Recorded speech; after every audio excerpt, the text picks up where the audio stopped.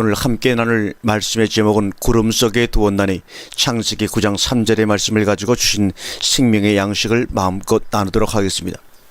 내가 내 무지개를 구름 속에 두었나니 이것이 나의 세상과의 언약의 증거니라. 아멘. 오늘 본문의 말씀입니다. 본문에 무지개와 구름이 등장합니다. 이것은 자연적인 조건으로 상관관계에 있습니다. 비가 온 후에는 구름이 덮습니다. 또 햇빛이 구름 가운데 비치면 무지개가 장관을 이루게 됩니다. 그런데 이 구름이 저 하늘의 구름인가 하는 것입니다. 그것이 아님을 증명하는 것이 바로 그 밑줄에 있습니다. 이것은 나와 나의 세상과의 언약의 증거라는 것입니다. 무지개가 뭐냐? 내가 그 무지개를 구름 속에 두었는데 이것은 나의 세상과의 언약의 증거라는 말씀입니다. 하나님이 언약의 증명을 자연적인 현상 속에 왜 두었는가 하는 문제입니다. 제가 아는 어느 한 60대 권사님이 계십니다. 그는 아주 오래전에 부흥회를 갔다가 구름 타고 휴거된다는 설교를 들었다고 합니다. 그 후 지금까지 요한계시록에 구름 타고 오시는 주님을 따라 혼인잔치에 참여할 것을 기대하며 지금까지 살아오고 있었습니다. 그런데 이런 확신이 어느 날 풍지박산이 난다면 어찌하랴? 그것은 성경을 전혀 오해하고 있는 것이니 그런 일이 벌어지는 것입니다. 그런데 언약의 증거는 무엇입니까? 에레미야 31장 33절에 이스라엘 집에 세울 언약은 이러하니 곧 내가 나의 법을 어디에 그들의 속에 두며 그들의 마음속에 둔다고 말합니다. 신약에서는 이것을 신비 이렇게 말하고 있습니다. 하나님의 세상과의 언약은 하나님의 법을 우리들의 마음속에 두신다는 것입니다. 공중에 나타나는 것이 아닙니다. 마음속에 두시는 것입니다. 외부로 보이는 것이 결코 아닙니다. 공중에 나타나는 것을 학수고대하는 자는 마치 닭 쫓던 개와 같지 않을까 걱정입니다. 개가 닭을 잡으러 쫓습니다. 닭은 죽을 힘을 다해 도망을 합니다. 개를 당할 수가 없습니다. 그런데 닭은 최후의 해결책이 있습니다. 그것은 날개가 있는 것을 사용하여 지붕으로 날아오릅니다. 그러나 개는 날개가 없으므로 지붕만 쳐다볼 뿐입니다.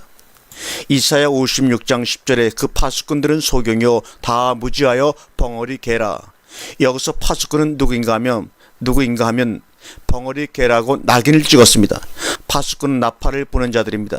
대골같이 세워놓은 집에서 주일마다 나팔을 부는 자들이 있습니다. 바로 그들이 공중에 구름 타고 오신다는 예수를 알리는 나팔수가 아닌가 말입니다. 그들은 자기들이 그처럼 확신하는 신앙입니다. 그런데 그 말을 믿는 자들은 어떻게 되는 것인지 큰일이 아닐 수 없는 것입니다. 에스겔 14장 10절에 선지자의 제약과 그에게 묻는 자의 제약은 같은즉 이렇게 말하고 있습니다. 여기 선지자의 제약은 인도자를 말하는 것이죠. 또 그에게 묻는 자들은 그 인도를 따라가는 추종자들을 말합니다. 바로 성도들을 말하는 것입니다.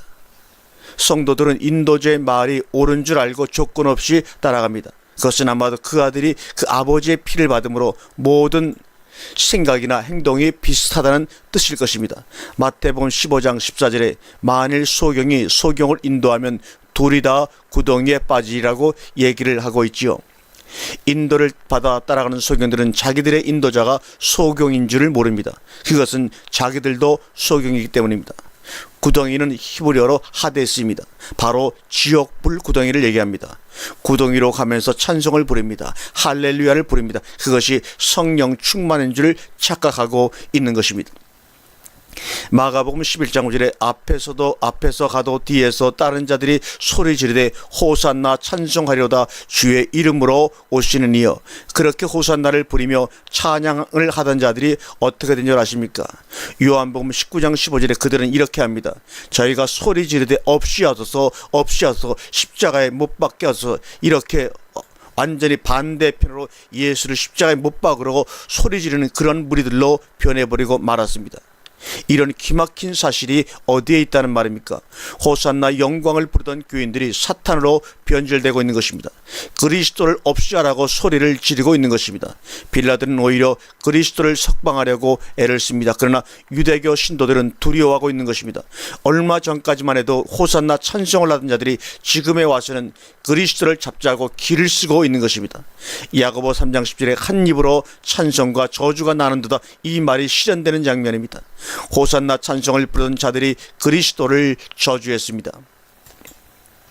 오늘날 현대판 호산나 찬송을 부리며 애를 쓰는 자들에 대한 경고가 아니고 무엇이겠는가. 입으로는 주여 주여 부르며 목에 터져라고 울부짖던 현대판 성도들이여 언제까지 한 입으로 찬송과 저주를 부르짖을 것인가. 요한복음 19장 15절에 대제사장들이 대답하되 가이사 외에는 우리에게 왕이 없다이다 하니, 여기에 대제사장들은 성전에서 월급을 받고 하나님을 섬기는 성직자들을 말합니다. 그러나 가이사는 로마의 황제입니다. 세상 마귀 편에 소속된 황제를 자기들의 왕이라고 한 것입니다. 현대판 제사장들은 누구의 편입니까? 월급은 교회에서 받고 하나님의 일을 한다고 합니다. 그러나 그의 영적인 소속은 혹시 가이사가 아닌지는 한번 곰곰이 생각해 보시기 바랍니다. 그럼 그렇게 말한 이유는 무엇인가? 마태복음 7장 16절에 가시나무에서 포도를 또는 엉겅퀴 무화과를 따겠느냐, 이런 매기를 하고 있습니다. 가시나무에서는 가시 열매가 열릴 뿐입니다. 제사장은 가시나무인 것입니다. 그러나 가이사가 왕인 것, 그러니까 가이사가 그들의 왕인 것입니다.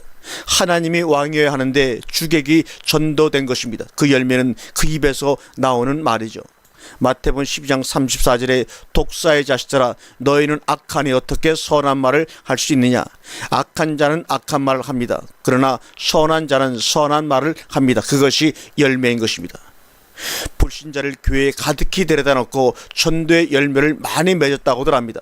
그것은 자기들의 열매이지 성경에서 말하는 그런 성경적인 열매는 아닌 것입니다.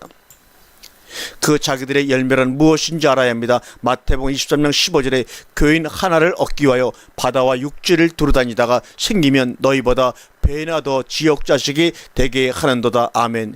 이것은 교수 학장에 혈안이 되어 있는 유대교 전통 바리새파의 실상인 것입니다. 지금은 거의가 자기 교파가 정통이라고 서로 우기며 싸움질을 해댑니다. 전도의 열매는 결국 배나 더 지옥 자식으로 만드는 것 외에는 남는 것이 그들에게 전혀 없습니다. 여기에 예의가 없습니다. 이 테두리에는 치의 복권이 없단 말입니다. 아멘.